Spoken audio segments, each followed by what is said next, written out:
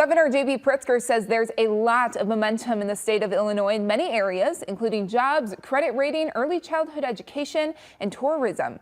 Pritzker highlighted each one in his sixth State of the State address as governor. After the speech, Republican lawmakers say the state is not going nearly as well as the governor portrayed in his speech. Their biggest criticism is Pritzker's handling of the migrant crisis and asylum seekers.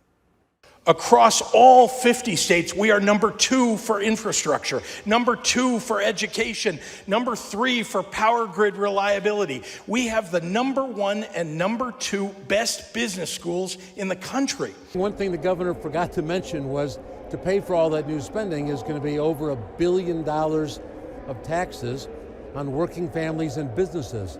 This at a time when families are already struggling. And then to say we're going to take that money, those new taxes, and use it to provide free health care for non-citizens is really insulting to the citizens of Illinois.